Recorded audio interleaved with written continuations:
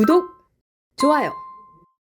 지금 트럼프 대통령이 서한을 보냈어요. 네네. 서한을 보냈는데 25% 관세 서한.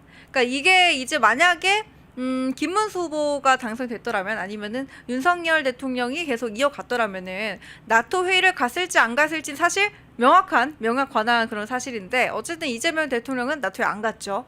나토에 안 가서 대신에 이제 위성락 안보실장을 보냈는데 위성락 안보실장은 트럼프 대통령과 스치듯 지나가면서 굉장히 잠깐이지만 짧은 환담을 나눴다 이렇게 얘기를 했습니다. 그래서 조선업과 관련돼 가지고 흥미가 많다 이런 얘기를 했다고 하는데 그렇게 따지면은 이재명 대통령도 만약에 나토에 갔더라면 트럼프 대통령과 만날 수 있었던 거 아니냐, 한미 정상회담 할 수 있었던 거 아니냐, G7 때 트럼프 대통령과 못 만났다고 삐져가지고 안 간 거 아니냐, 뭐 이런 비판이 많이 나오고 있잖아요, 사실은. 근데 이게 청구서로 날라온 거예요. 실제로 25% 관세로 나왔고, 지금 미국과 사이가 좋게 지금 잘 풀어나가고 있는 베트남 20%, 이 5%가 작아 보이지만 굉장히 크다고 하더라고요. 굉장히 그 1%라도 깎아야만 우리가 사는 길이다 이렇게 얘기를 할 정도라고 하는데, 근데 오늘 아침에는 이제 한국이 스스로 방위비를 부담해야 한다 이런 말을 했다고, 트럼프 대통령이 말을 했다고 기사가 났는데요. 1년에 100억 달러 내야 한다. 안보도 지금 압박 수위를 높이고 있습니다. 근데 영국이나 베트남처럼 만약에 미국과 좋은 관계를 맺어가지고 관세 협정에서 좋은 결과를 이끌어낼 수 있다라고 저희가 봤을 때 과연 이재명 대통령의 지금 외교, 사실 지금 중국 전승절도 지금 가냐 마냐 지금 이러고 있는 상황이잖아요. 그러니까 결국에는 저희가 좋은 쪽으로, 나라를 위해서 좋은 쪽으로 전망을 해야 되는데 자꾸 전망이 나쁘게 나오고 있거든요. 의원님은 어떻게 보세요? 네, 그 이재명 그 정부가 하는 행태에 대해서 이제 논을 하기 전에 사실은 아까 질문 주셨던 3번 질문에 대한 어떤 그 마무리만 하고 제가 다음 트럼프에 대한 얘기를 하고 싶은데 시간이 부족해가지고 짧게 네, 해주세요. 그렇죠. 짧게.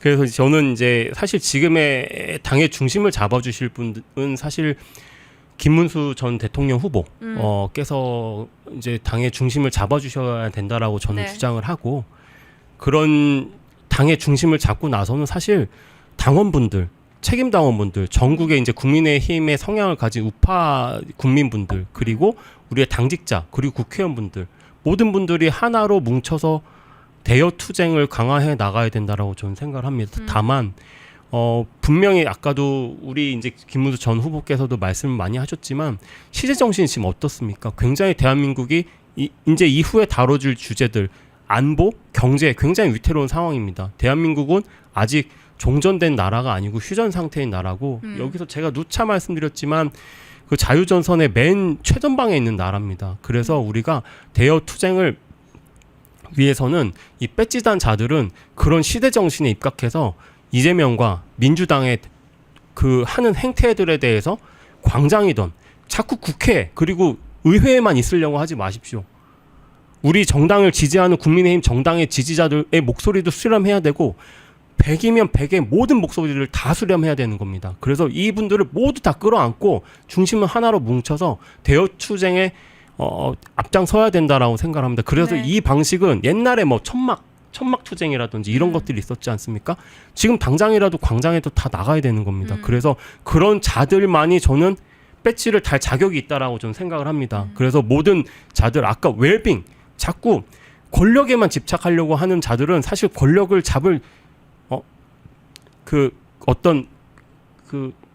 지금 단어가 갑자기 권력을 잡을 만한 그런 것도 없는 겁니다. 그래서 권한이 없다. 그 자격조차 없는 겁니다. 없다. 그래서 그런 자들이 자꾸 이제 배지에만, 권력에만 자꾸 집착하려는 모습은 버리고 제발 우리 정당의 중심을 잡고 그걸로 하나로 뭉쳐서 투쟁에 나서주시길 다시 한번 간곡히 호소하면서 트럼프 대통령의 어떤 관세에 대한 얘기들을 해나가겠습니다. 벌써 이재명 대통령이라는 말 하고 싶진 않지만 이재명 정권에서 아까 말씀하셨던 나토 회의에 참석을 했어야 되죠. 네, 당연히 참석을 했어야 됩니다. 그리고 그 나토 회의에 참석했으면 지금 트럼프 대통령 만날 기회가 분명히 있었겠죠. 그렇게라도 참석을 해서 이 관세에 대한 협상을 했어야 되는 게 맞습니다. 지금 우리나라가 25%의 이제 상호관세가 8월 1일에 이제 발효될 예정인데 지금 트럼프 대통령은 그걸 계속 어떤 공식 채널로 우리한테 통보를 하는 게 아니고 SNS에다 그냥 띵 올리고 말죠. 엊그제는 25% 관세를 8월 1일부터 매기겠다. 근데 다만 이거에 대한 거는 협상의 여지는 남아있다. 그런데 갑자기 또 어젯밤에는 8월 1일 날 발효할 거다. 이런 식으로 또 올렸단 말이죠. 네. 그래서 그런 거를 트럼프식 불확실성이라는 이야기를 합니다. 그런데 지금 일본은 이거에 대한 관세, 아까 말씀하셨던 것처럼 1%만 줄여도 그거에 대한 어떤 진짜 대내적 경제에 대한 효과는 엄청난 거거든요. 네. 그래서 그 1%라든지 5%를 줄이기 위해서 모든 나라가 총력을 다해서 지금 트럼프를 만나거나 미국의 재무장관들을 만나려고 지금 총력을 다 기울이고 있는 겁니다. 그럼 우리나라 뭐 하고 있습니까 도대체? 이재명 만났습니까? 만나지도 않았고 심지어 이제 IP4 특별회의였나요? 네, 그거를 네. 이제 트럼프 대통령이 준비하고 있다라는 기사가 나왔었는데 그러면은 그냥 한미 정상회담 확정인 거잖아요. 그러니까 정상회담까지는 몰라도 어쨌든 당신들을 특별하게 생각하고 있고 나는 당신들과 이야기를 나눌 만한 그런 충분한 시간을 가지고 있고 그 계획을 하고 있다라는 걸 트럼프 대통령이 넌지시도 아니고 대놓고 드러낸 건데 그거 있는데도 안 갔잖아요. 그거 있는데도 안 가고 그거 이후로 일본도 안 가겠다. 호주도 안 가겠다. 네. 다 그냥 도미노처럼 싹. 지금 대통령이 지금 굉장히 지금 일본은 벌써 이거에 대한 거를 미국하고 7차례나 얘기를 했었다라고 합니다. 네.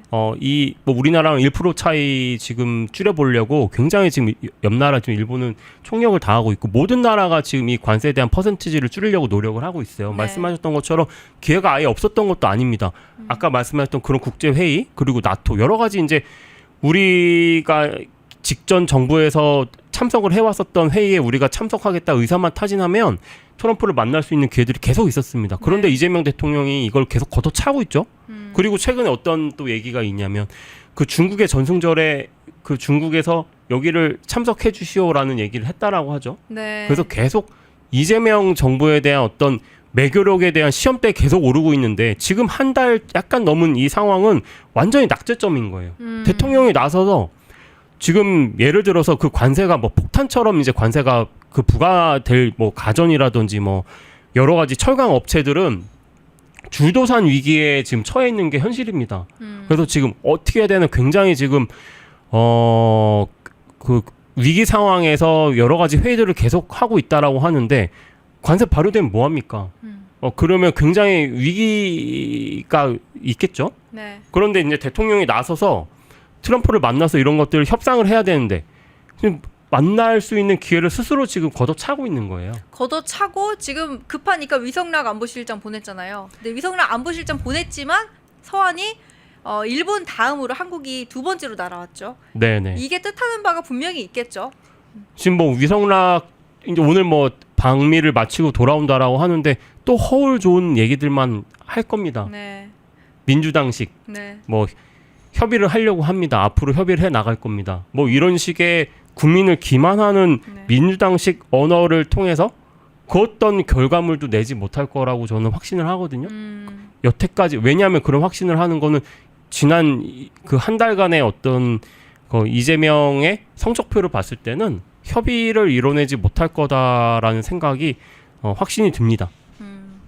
네, 그렇습니다. 어쨌든 뭐 그래 위씨 여행 갔다고 하시는데 뭐 위성락 안보실장이 잘못했다기보다는 이재명 정부 그 이제 대통령실의 결정이 잘못된 거죠. 사실은 위성락 안보실장한테 한미 정상회담 구체적 날짜 받아와라고 시키면 안 되는 거죠. 사실 그거는 이제 대통령이 이제 나토에 참석을 해가지고 뭔가 이뤄냈어야 되는 거고 위성락 안보실장한테 뭐 그랬어야 돼라고 하는 거는 약간 책임 떠넘기기가 아닌가라는 생각이 들고 근데 지금 이재명 정부 같은 경우에는 국외 정치보다는 국내에서 조금 더 활약을 하는 게 조금 더 익숙하지 않나 지금 승리에 지금 도취한 거다라는 이야기가 나오고 있어요. 왜 네. 그러냐 하면은 지금 방송 3법이 통과가 됐어요. 방송 3법이 통과가 됐는데 이게 굉장히 심각한 사안이기 때문에 국민의힘에서도 원래 이제 윤석열 전 정권에서도 계속 막아가지고 통과가 안 된 사안이었잖아요. 근데 지금 방송 3법이 방송이나 지금 기사를 통해서 문제가 계속 제기가 됐던 법인데 왜냐하면 이게 공영방송이 이사 수를 늘리고 이사 추천권을 정치의 그 외부 관계자들, 외부 단체까지 확대하겠다라는 내용을 담고 있어서입니다. 근데 여기 나오는 외부 단체들이 어떤 단체들이냐 하면은 언론 단체, 미디어 단체, 뭐 시민위원회, 시민위원회가 아니라 어떤 위원회, 이런 시청자위원회 이런 거였다는 거예요. 근데 그 내용을 상세하게 뜯어 보니까 이게 그냥 뭐 말만 단체일 뿐이지 사실은 언론 노조가 손을 뻗칠 수 있는 그런 단체다라는 이야기가 나오는데, 결국에 이제 언론이라는 거는 사람의 생각을 좌지우지하는 거잖아요. 이미 민주당에 장악됐다라고 평가받는 그런 공영방송이 하나 있긴 합니다. 근데 지금 나머지도 가지겠다. 이거 어떻게 보세요? 참 심각한 내용입니다. 이 방송 3법 이라고 불리는, 이게 이제 직전에 그 윤석열 대통령 정부에서는 거부권이 행사가 돼가지고 이게 처리가 안 됐었습니다. 근데 민주당이 제가 저번 시간에 나왔던 것처럼 하나하나 야금야금 이렇게 모든 이제 언론, 모든 입법, 행정 하나하나 장악해 나가는 네. 어떤 수순이라고 저는 생각을 합니다. 당연히 이제 이 뒤후에 이제 논의할 장관 후보자들에 대한 어떤 인사청문회에도 지금 우리 국민의힘이 절대적으로 입법에서 그 수가 딸리기 때문에 네. 할 수 있는 게 사실 없습니다. 이 민주당이 이런 방송 3법부터 노랑봉투법, 이제 여러 가지 논란이 많은 양국법부터 많은 것들을 민주당이 그냥 밀어붙이면 우리는 막을 수 있는 방법이 단 한 개도 없는 상황이에요. 그리고 이게 사실 굉장히 크게 문제가 있는 거는 방송 3법 말씀하셨던 것처럼 이런 그 언론 MBC, KBS, SBS 뿐만 아니라 이제 여기 법에는 종편에도 이런 걸 다 따르라고 지금 명시를 해놨습니다. 네. 이게 그 말 그대로 운영위원회 같은, 이름은 다르지만 운영위원회 같은 위원들의 수를 그냥 숫자를 늘려놓는 법입니다. 근데 이거는 굉장히 문제가 있다라는 거는 제가 직전에 시간에도 말씀드렸지만, 제가 의회 의정을 하다 보니까 직전에 민주당 인천시정부에서 만들어놨었던 위원회에 제가 의원이 되고 나서 들어가 보니까 여러 가지 위원회에 실제로 시민위원이라 그런 특정 시민분들께서 시민단체의 라벨을 달고서는 그 위원회에 와서 네. 그런 어떤 권한을 행사하는 것들이 굉장히 큰 문제다라는 말씀 드렸지 않습니까? 그분들하고 저는 민영사까지 해가면서 싸워보니까 네. 이분들은 저는 사실 특수목적 시민단체라는 이름을 붙입니다. 네. 굉장히 안 좋은 사건으로 유명을 달리한 박원순 전 시장이, 네.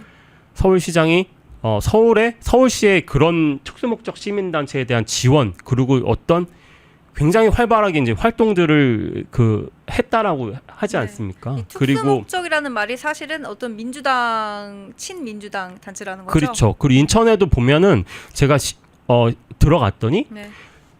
그 주민자치회라는 게 있습니다. 주민자치회도 이제 관변단체 중에 하나인데, 이거를 기하급수적으로 늘리고 지원을 하기 위해서 굉장히 이거를 수를 많이 늘리고 이거를 회로 승격을 하는 어떤 절차들을 계속 해왔어요. 그리고 네. 이거를 관변단체와 어떤 시민단체를 흡사 정치 도구처럼 이용하기 위한 어떤 여러 가지 행위들을 했었습니다. 그런데 네. 이런 것들의 어떤 다 연관성이 있다라고 저는 생각을 합니다. 이 언론의 어떤 운영을 결정하는 위원회의 모든 결정 권한들을 시민이라는 이름을 붙인 자들을 불특정 다수를 임명을 하고, 네. 그의 이제 뒤에는 사실 민주당이 크게 이제 뒤에 이제 있고, 그들이 이 언론을 다 좌지우지할 수 있게 되는 거예요. 그러니까 이 사실을 다 알고 나서도 못 막는다는 게 참 무력감이 느껴질 것 같은데, 지금 윙님이 조선중앙TV화 작업 시작이다. 그러니까 우리나라가 어쨌든 자유민주 국가인데 북한 방송처럼 되면 안 되는 거잖아요. 그러니까 어제 방송에 나오신 한 패널분께서, 네. 김기웅 대변인님께서 하시는 말씀을 제가 들었는데, 문재인 전 대통령 때 이제 문비 어천가가 됐었다, 공영방송이. 그렇게 하시더라고요. 그러면은 지금은 제비 어천가 되는 건가 이런 네. 우려가 나올 수밖에 없거든요, 사실. 근데 이미 사실 일정 부분 그렇게 되고 있잖아요. 거의 비판 기사를 찾아보기가 굉장히 어려워요. 비판 기사 찾아보기도 어렵고 이게 진짜 뭐 아까 말씀하셨던 것처럼 내란 정당의 프레임이라든지 여러 가지 민주당이 주장하는 이재명이 주장하는 게 어떤 프레임이 씌워지고 그런 것들은 이제 언론이 이제 프레임을 씌우고 전 국민이 이 언론을 통해서 이제 국정이라든지 여러 가지 정치 상황들을 보기 때문에 네. 거기서 보고 듣기 때문에 말 그대로 세뇌가 되는 겁니다. 그런데 이 위원회가 불특정 다수의 어떤 시민분들한테 이런 굉장히 엄청난 권한을 그냥 위임한다라는 게 굉장히 문제가 되는 게 그때도 말씀드렸죠.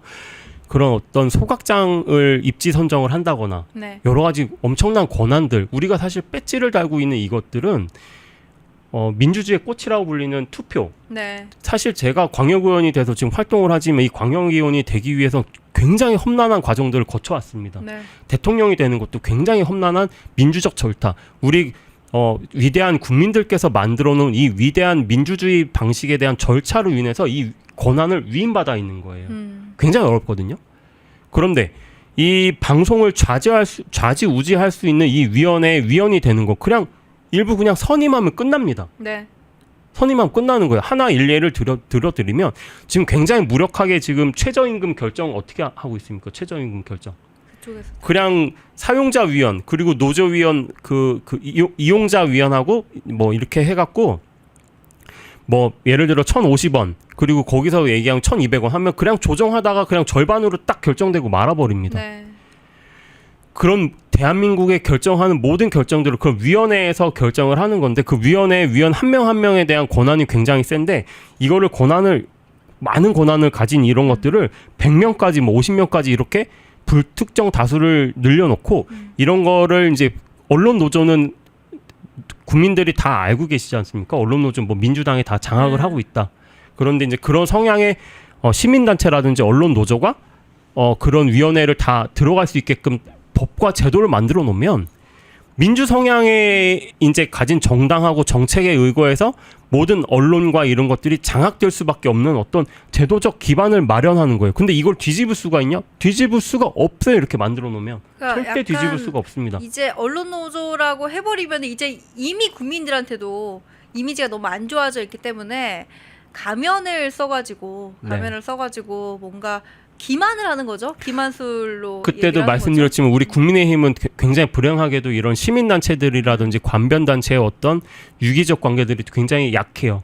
반면에 미리 키워놨어야 되는데. 맞아요. 민주당은 굉장히 그런 걸 잘합니다. 네. 그런 이런 것도 사실 굉장히 크게 문제라고 저는 생각을 하는데 우리 국민의힘이 너무 사실 교수 혹은 변호사, 뭐 법관 이런 출신들 그러니까 소위 엘리트 아니면 가진 자 혹은 지역 유지분들에 대한 어떤 권한을 너무 막강하게 그들의 정당처럼 지금 만들어져 왔고 그분들이 이 투쟁의식을 가진 분들하고 너무 유기적인 관계들을 유지하지 못한 거가 네. 굉장히 큰 문제라고 저는 생각을 하는데 민주당은 반면에 그런 것들을 굉장히 잘해왔어요. 네. 그래서 그런 성향에 있는 분들이 이런 위원회를 장악을 한다. 이 법을 이렇게 많이 그 위원회에 이제 뭐 30명, 40명씩 하게끔 하고 뭐 언론 노조가 반드시 몇 명 이상은 돼야 되고 시민단체가 들어올 수 있게끔 만들어 놓으면 영영 우리 우파 성향에 가진 우리 쪽 성향에 가진 국민들은 이들이 결정한 것들을 그냥 따라가고 그냥 언론은 민주당의 수하가 되는 거를 그냥 눈 뜨고 지켜볼 수밖에 없는 상황인 겁니다. 네, 맞습니다. 어쨌든 지금 진상을 파악하지 못하게끔 그렇게 속임수를 써가지고 좀 복잡하게 만들어가지고 이렇게 해내는 그런 걸로 지금 읽히는데 어쨌든 방송에 있어서 하나는 이제 방송 3법 문제가 있었고 또 두 번째는 요즘에 이제 이재명 대통령이 이진숙 위원장과 어떤 갈등 기류가 있었다라는 기사를 저희가 확인을 했습니다. 그래서 이 화면을 보시면요. 이재명 대통령이 8일 국무회의에서 이진숙 방통위원장과 강하게 충돌한 것으로 알려졌다.